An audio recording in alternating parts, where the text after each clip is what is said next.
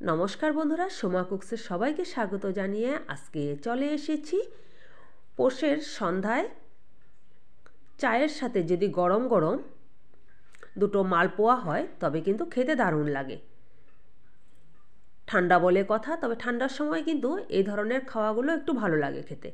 তবে আজকে আমি মালপোয়াগুলো বানাবো আখি গুড় দিয়ে। তবে আখি গুড় দিয়ে আমি কিভাবে বানাবো সেটাই আমি আপনাদের সাথে শেয়ার করব। তবে সঙ্গে থাকুন, দেখতে থাকুন ভিডিওটা। আখি গুড় বলতে এটা অনেকেই হয়তো বা জানেন, যে গুড়টা দিয়ে আমরা নাড়ু মোয়া এসব বানাই এই গুড় না, এটা এমনি জেনারেল যে গুড়টা সেটা। এখানে আমি 300 গ্রাম আখি গুড় আমি জলে ভিজিয়ে রেখেছিলাম, কারণ আখি গুড়ের মধ্যে অনেক সময় কণা থাকে, অনেক রকম নোংরা থাকে, সেজন্য জলে ভিজিয়ে তারপর আমি এটাকে ছেঁকে নিয়েছি। এখানে আছে কফি কাপের 1 কাপ চাউলের গুঁড়ো, 1 কাপ চাউলের গুঁড়ো আমি নিয়ে নিয়েছি। চাউলের গুঁড়োটা আমি একটু বেশি দেব, আস্তে আস্তে করে চাউলের গুঁড়োটা দিচ্ছি আর এই গুড়ের জলটার সঙ্গে আমি মিক্সড করে নিচ্ছি। সম্পূর্ণ চাউলের গুঁড়োটা আমার দেওয়া হয়ে গেছে। এখানে কিন্তু 1 কাপ পুরো দিয়েছি আমি চাউলের গুঁড়ো। এবার আমি দিয়ে দেব হাফ কাপ সুজি। 1 কাপ চাউলের গুঁড়োর সাথে আমি হাফ কাপ সুজি দিচ্ছি। এই যে দেখুন, এখানে হাফ কাপ সুজি নিয়ে নিয়েছি। সেই সুজিটাও আমি এখানে এখন দিয়ে একটু মিক্স করে নেব। তবে আমার চ্যানেলে যদি নতুন কোনো বন্ধু ভিজিট করে থাকেন তবে অবশ্যই কিন্তু আমার চ্যানেলটিকে ভালোবেসে সাবস্ক্রাইব করে আমার পাশে থাকবেন, আমার নিত্য নতুন রান্নার রেসিপি পরবর্তীতে আরও দেখার জন্য। আর পুরনো বন্ধুদেরকে জানাই অনেক অনেক ধন্যবাদ, অনেক ভালোবাসা, এভাবেই সাপোর্ট করে যাবেন। এদিকে আমার চাউলের গুঁড়ো আর সুজিটা দেওয়ার পর মিক্স করে নিয়েছি। এবার এটাকে আমি 2 ঘন্টার জন্য আমি এটাকে ঢাকা দিয়ে রেখে দেব। 2 ঘন্টার মতো ঢাকা দিয়ে রাখার পর আমি আবারও ফিরে এসেছি। দেখুন কতখানি ফুলে গেছে, আর যে জলটা ছিল সেটা কিন্তু সম্পূর্ণটাই টেনে নিয়ে গেছে। এবার আমি এখানে আরও 1 কাপ পরিমাণ আমি জল দিয়ে দিচ্ছি।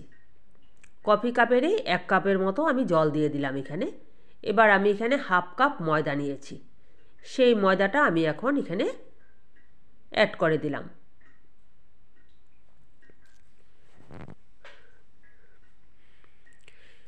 কারণ চাউলের গুঁড়ো আর সুজিটা আগে ভিজিয়ে রাখলে কি হয়, খুব সুন্দর হয় পিঠেগুলি, একদম নরম হয় পিঠেগুলি বানালেও। এই যে আমার ব্যাটারটা কিন্তু এই রকম অবস্থায় আছে। এখানে আমি নিয়ে নিয়েছি 1 কাপ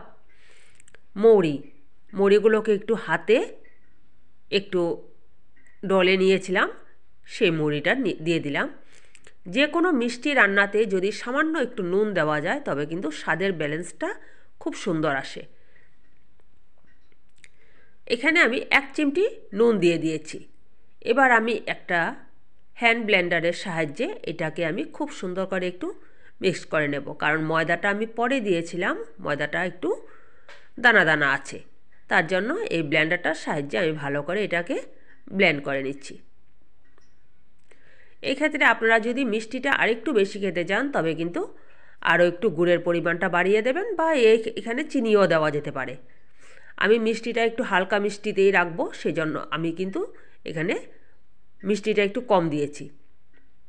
এই যে ব্যাটারটা আমার এমন অবস্থায় হয়েছে দেখুন। ওইদিকে আমি একটা কড়াই বসিয়ে দিয়েছি, কড়াইতে দিয়ে দিয়েছি সাদা তেল, রিফাইন তেল যেটাই বলেন। এবার আমি 1 হাতা করে এখানে তেলের মধ্যে ছেড়ে দেব। ছেড়ে দেওয়ার পর আর এটাকে নাড়াচাড়া করার দরকার নেই, অটোমেটিকলি ও উপর দিকে ভেসে আসবে।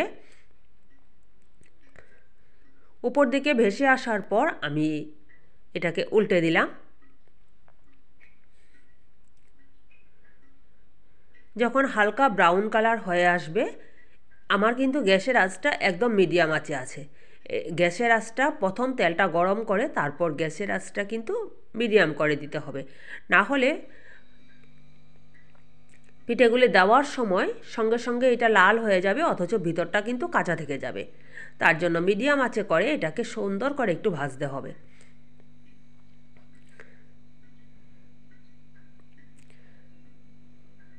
আমার এই পিঠেটা হয়ে গেছে, এটাকে আমি তুলে নিচ্ছি। এটা তুলে নেওয়ার পর একইভাবে আমি আরও একটা দিয়ে দিচ্ছি।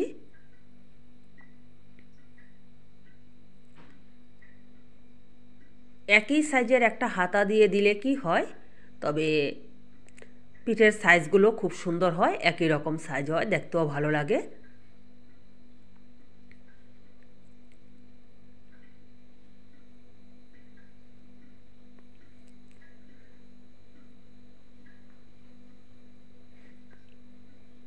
একইভাবে আমি পরপর সব কয়টাকে আমি ভেজে তুলে নেব।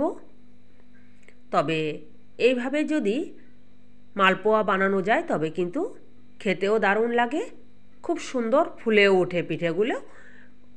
কারণ চাউলের গুঁড়ো তো আমার চাউলের গুঁড়োটা চাউলটা আমি মেশিন থেকে গুঁড়ো করে নিয়েছিলাম, চাউল আমি ঘর থেকেই দিয়েছি। একইভাবে আমি সব কয়টাকে বানিয়ে দেখুন এখানে একটা প্লেটে সাজিয়ে নিয়েছি। দেখুন কত সুন্দর নরম হয়েছে, বেশ গরম আছে এখনও। ভিতরটা দেখুন একদম পুরো ফাঁপা হয়েছে, এটা খেতেও ভালো লাগে। তবে আজকের মতো এই পর্যন্তই। আপনারা সবাই ভালো থাকবেন, সুস্থ থাকবেন। আবারও নিয়ে আসবো অন্য কোনো রান্নার রেসিপি বা ব্লগ ভিডিও। তবে আজকের মতো বাই বাই।